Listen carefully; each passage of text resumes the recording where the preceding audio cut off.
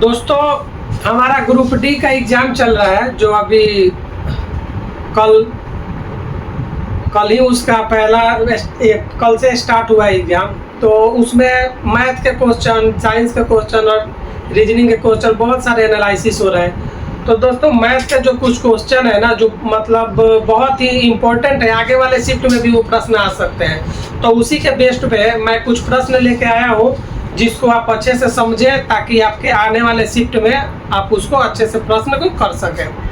दोस्तों, ये एक प्रश्न है जो मुझे काफ़ी अच्छा लगा।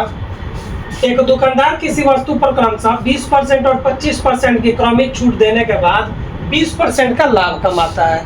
दोस्तों, यहाँ पे आप ध्यान देंगे, यहाँ पे क्रमिक छूट बोल रहा है, मतलब 2 शख्स से छूट देने के बाद उसको 20% का लाभ कमाता है। यदि वह पहला छूट 20% रखता है और 44% का लाभ कमाना चाहता है तो दूसरा छूट कितना रखेगा? दोस्तों, यहाँ पे दिया हुआ है कि दोनों ही प्रश्न में 20% कॉमन है, दोनों ही प्रश्न में। तो यहाँ पे हमें क्या करना है कि दूसरा छूट कितना रखना है ताकि 44% का लाभ हो। पहला छूट अगर 25% है तो 20% का लाभ होता है, अगर 44% का लाभ कमाना हो तो कितना रखेंगे? तो इसको हम डायरेक्ट ऐसे कर देंगे 25, ये दोनों कॉमन है तो इसको हम छोड़ देंगे, हमें दूसरा छूट निकालना है। 25% का छूट होता है मतलब 75, कितना का? दूसरा पहला छूट पर 25% का देता है तो बचेगा 75। अगर दूसरा छूट हमें निकालना है तो हम क्या करते हैं, 100 माइनस x। दूसरा छूट निकालना है तो हम 100 से ही तो माइनस करते हैं। जैसे यहाँ से 100 में से 25 माइनस किए तो 75 आ गया।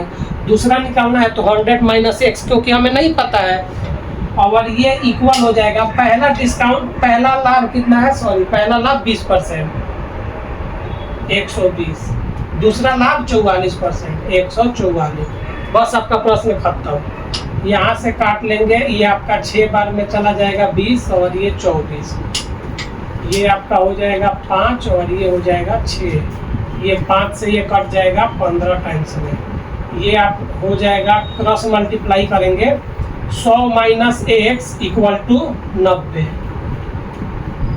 x बराबर हो जाएगा आपका 90 माइनस 10%, 100 माइनस 90 10%, और यही आपके प्रश्न का आंसर हो जाएगा, ऑप्शन नंबर बी। दोस्तों, ये एक मेंसुरेशन से प्रश्न आया हुआ था समलंब चतुर्भुज पे। ये काफी बिल्कुल ही फॉर्मूला बेस्ड पे प्रश्न है। अगर किसी को फॉर्मूला याद हो समलंब चतुर्भुज के क्षेत्रफल का तो ये कर जाएगा। दोस्तों, मान के चलिए ये एक समलंब चतुर्भुज है।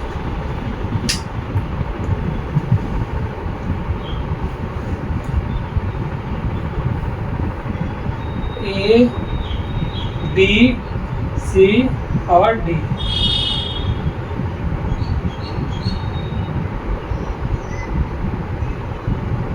ये आपका हाइट हो गया, ठीक है। दोस्तों, यहाँ पे बोल रहा है कि इसकी समानांतर भुजाएं, जो कि एक होगी 20 और एक हो जाएगी 32, और हाइट भी दे रखा है आपका 15। तो बस हमें इसका क्षेत्रफल निकाल लेना है। आपको पता होगा समलंब चतुर्भुज का क्षेत्रफल, इसका जो एरिया होता है ये 1/2, ये समानांतर भुजाओं का योग, समानांतर भुजाओं का योग इनटू हाइट हो जाएगा। तो बस हमें इस पे मान रख देना है। ये आपका हो जाएगा 20 और 32 आपके हो जाएंगे 52, और ये आपका हाइट दिया हुआ है 15। ये 2 से कट जाएगा 26, और ये आप अगर इसको मल्टीप्लाई करेंगे तो 15 छक्का 90, 0 9, और 15 दूना 30 और 9 39। इतना मतलब ये आपका जो है 390 मीटर स्क्वायर इसका आपका आंसर हो जाएगा, ऑप्शन नंबर सी। हमारा अगला प्रश्न है कि 14 सेंटीमीटर त्रिज्या वाले वृत्त का त्रिज्या खंड का क्षेत्रफल 308 सेंटीमीटर स्क्वायर है। त्रिज्या खंड का केंद्रीय कोण हमें ज्ञात करना है। दोस्तों, ये वृत्त से रिलेटेड, जैसे मान के चलिए एक वृत्त है, ठीक है। यहाँ पे क्या है, त्रिज्या खंड का क्षेत्रफल ज्ञात करना है।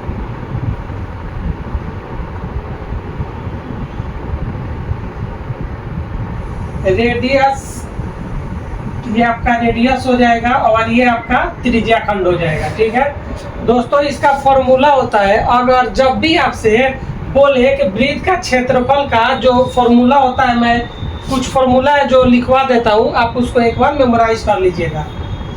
जब क्षेत्रफल का है, क्षेत्रफल त्रिज्या खंड का क्षेत्रफल, तो वो होता है आपका theta by 360 into pi r square, ठीक है। जब चाप की लंबाई का है,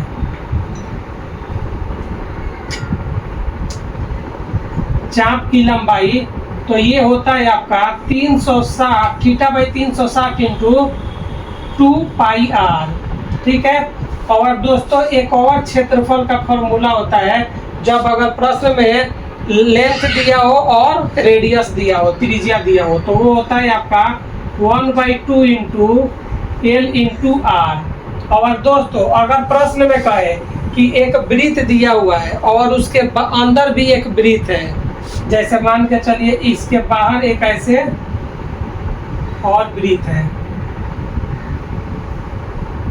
और हमें इसकी जो है चौड़ाई निकालनी है, तो इसका क्षेत्रफल इन दोनों के बीच के जो पाथ की लंबाई है, पाथ का क्षेत्रफल वो निकालनी है। तो उसका क्या होता है, तो उसका पाथ का क्षेत्रफल जो होगा, एरिया ऑफ पाथ, ये आपका हो जाएगा pi into r square minus r square. Capital R बाहर का हो गया रेडियस और स्मॉल आर अंदर का रेडियस। तो बस इसका हमें फॉर्मूले पे पुट कर देना है।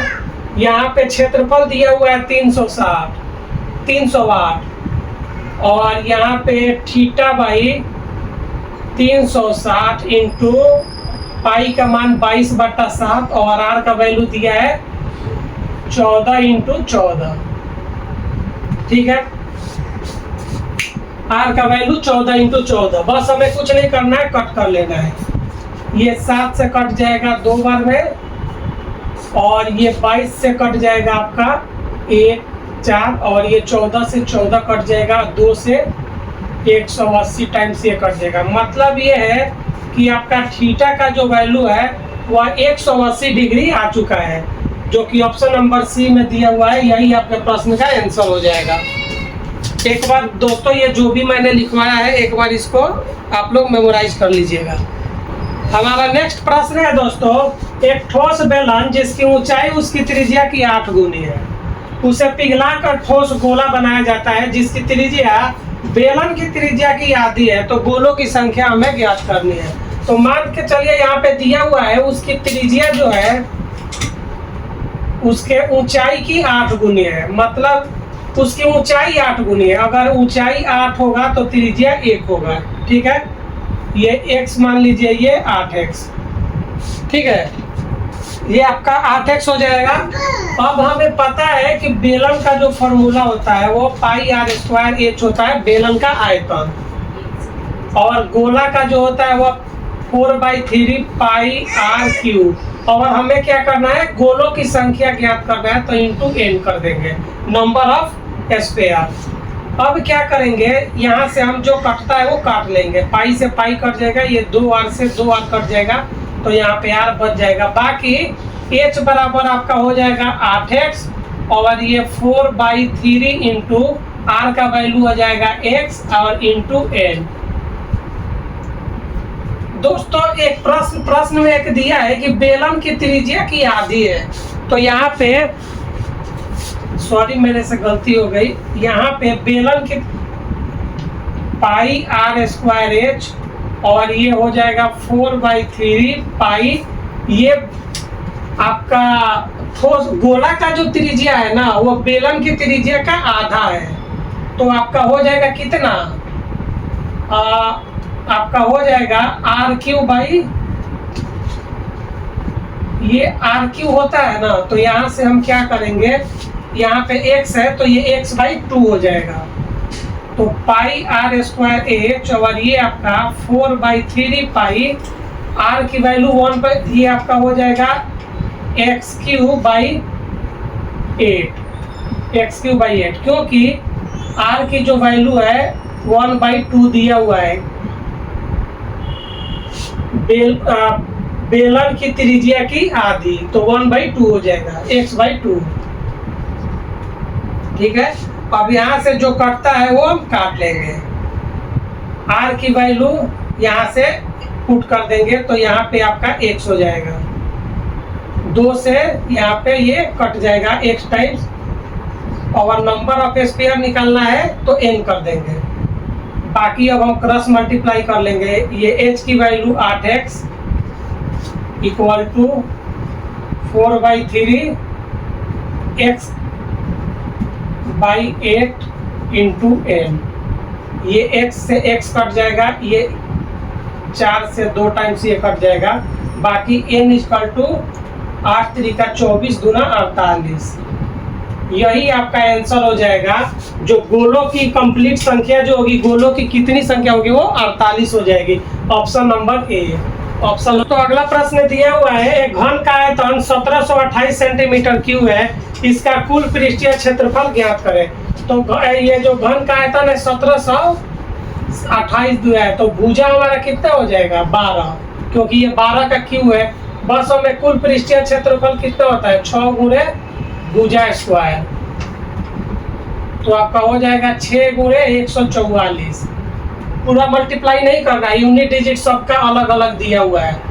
6 चौका 24, मतलब यूनिट डिजिट लास्ट में जिसका 4 होगा वही आंसर हो जाएगा। ऑप्शन नंबर ए आपका करेक्ट आंसर हो जाएगा। दोस्तों अगला प्रश्न है स्टैटिक्स से कि यदि किसी वितरक की माध्यिका उसके बहुलक से 45.98 कम है, तो वितरक की माध्यिका उसके माध्य से कितना अधिक होगी। दोस्तों ऐसे जब भी प्रश्न है आप ध्यान दीजिएगा कि प्रश्न में अगर माध्यिका और बहुलक का डिफरेंस दिया हो, माध्यिका और बहुलक का डिफरेंस दिया हो, माध्य का नहीं दिया हो, तो आप कुछ भी नहीं करेंगे, डायरेक्ट इसका आधा कर देंगे। इसका डायरेक्ट आधा कर देंगे, तो यहाँ पे 45.98 को 2 से डिवाइड करेंगे तो आपका हो जाएगा 22.99। ऑप्शन नंबर डी यही आपका आंसर हो जाएगा। दोस्तों ये हमारा अगला प्रश्न है, यदि tan थीटा बराबर 3/4 दिया हुआ है, यह एक थीटा एक न्यून कोण है, मतलब 90 डिग्री से कम है, तो cosec थीटा का मान ज्ञात करें। दोस्तों tan थीटा बराबर 3/4 दिया हुआ है। tan थीटा बराबर कितना होता है, परपेंडिकुलर बटा बेस। परपेंडिकुलर आपका 3 दिया हुआ है, बेस आपका कितना दिया हुआ है 4, तो हाइपोटेनस कितना हो जाएगा 5। दोनों का स्क्वायर कर देंगे, स्क्वायर रूट कर देंगे, आपको पता ही होगा। 3 का स्क्वायर प्लस 4 का स्क्वायर इक्वल टू 25 बराबर 5। और कोसेक थीटा बराबर कितना होता है, कोसेक थीटा बराबर कर्ण बटा लंब, हाइपोटेनस बटा परपेंडिकुलर। कोसेक थीटा बराबर हाइपोटेनस 5 हो गया, परपेंडिकुलर हमारा दिया हुआ है कितना 3, 5/3। ऑप्शन नंबर सी आपका करेक्ट आंसर हो जाएगा।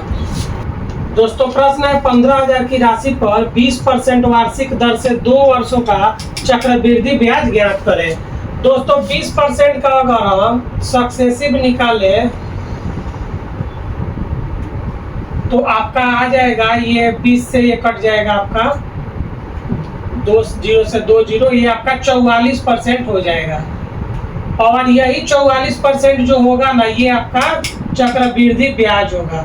ये पहले वर्ष का, ये दूसरे वर्ष का आपका ये दोनों दूसरे वर्ष का हो जाता है आपका इंटरेस्ट, कंपाउंड इंटरेस्ट। तो 15,000 का 44% हम निकाल लेंगे।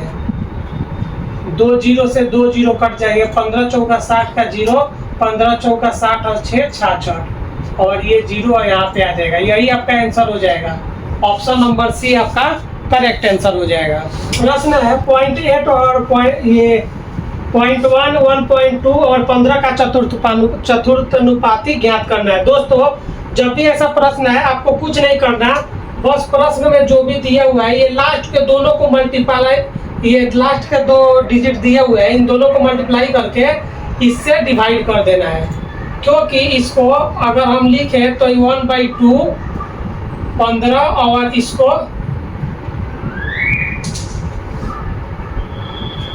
हम x मान लेते हैं, तो इसको दोनों को मल्टीप्लाई करना है और इससे डिवाइड कर देना है।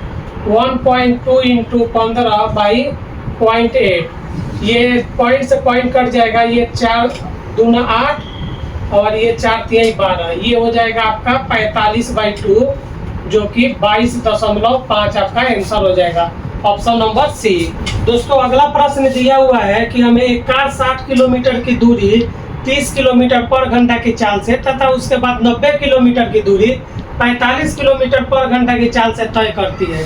हमें इसकी क्या है, एवरेज वेलोसिटी ज्ञात करना है। हमें इसका एवरेज वेलोसिटी ज्ञात करना है। दोस्तों जब भी एवरेज वेलोसिटी का प्रश्न है तो इसमें क्या होता है कि कुल दूरी बटे कुल समय। आप देखिएगा, कुल दूरी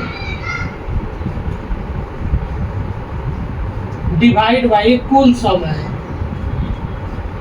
अब इस प्रश्न में कुछ नहीं रहा जाता। कुल दूरी कितनी है, 60 किलोमीटर और 90 किलोमीटर 150।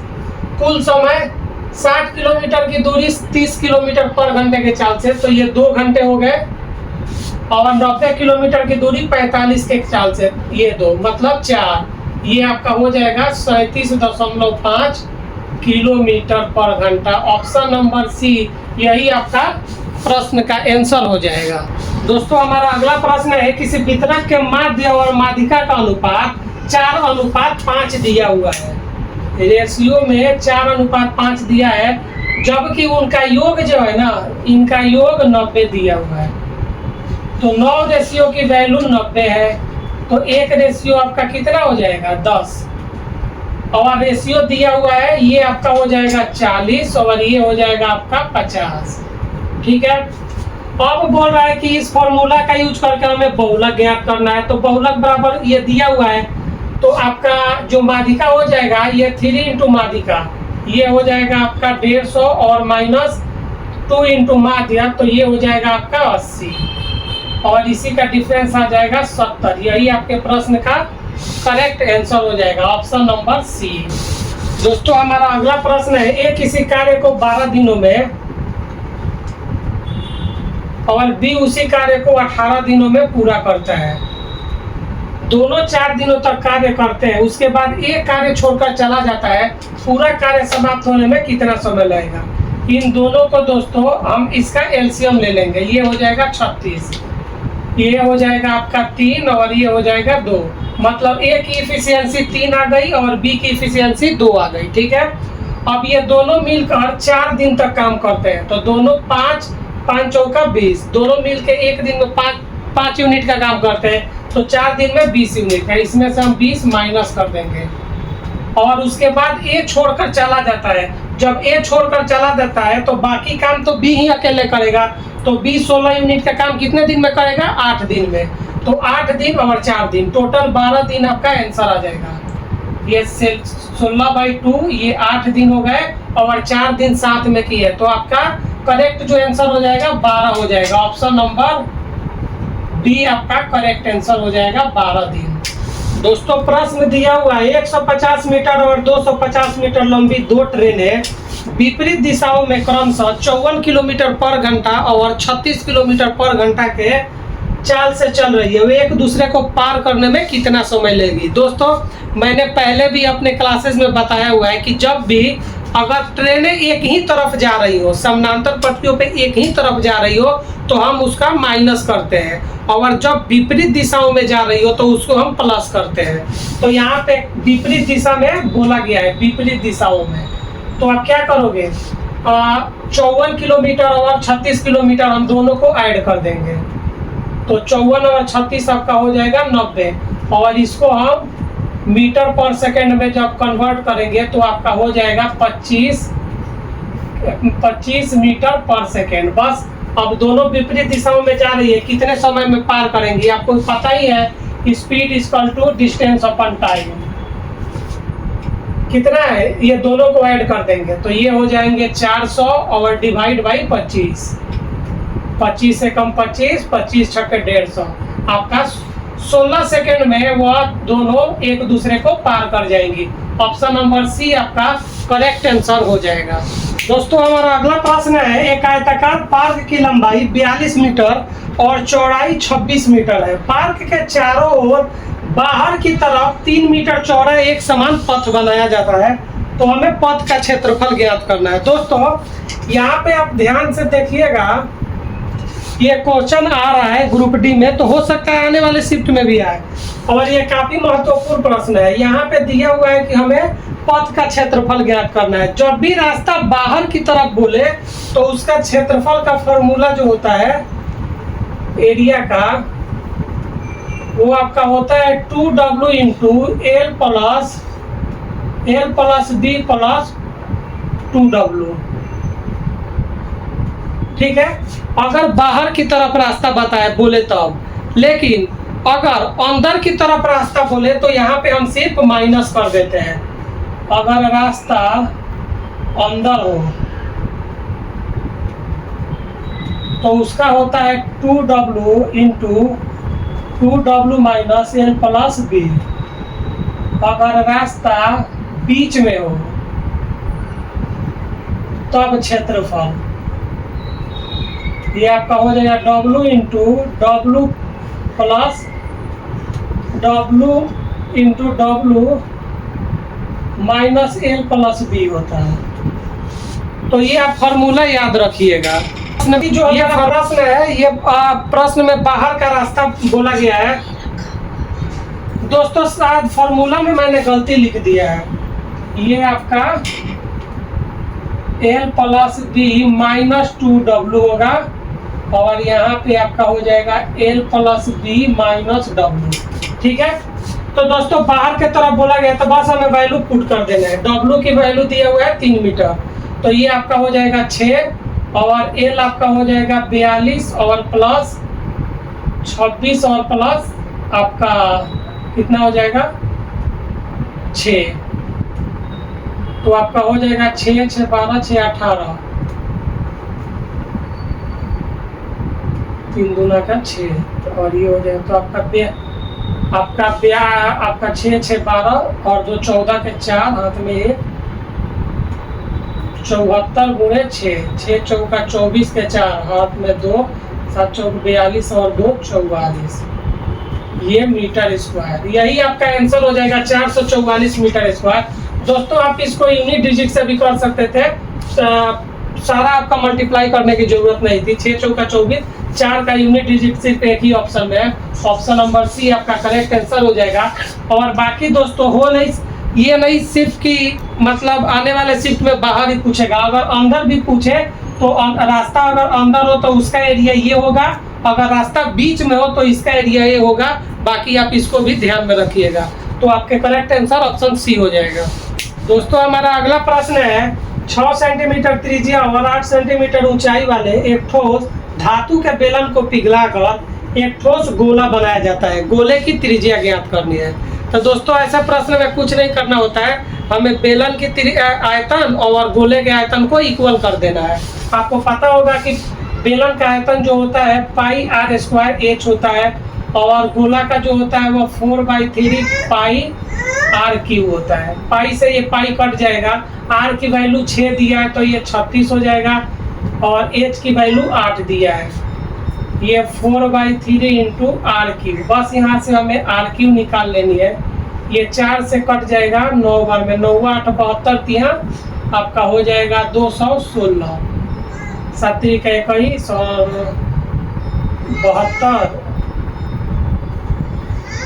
72 इंटू 3 6 7 21। ठीक है, आर जो होगा हमारा दोस्तों आपको पता होगा 216 जो है ना, ये हमारा 6 का क्यू होता है, तो ये आपका हो जाएगा 6 सेंटीमीटर आर इक्वल टू, और यही हमारा करेक्ट आंसर हो जाएगा ऑप्शन नंबर सी।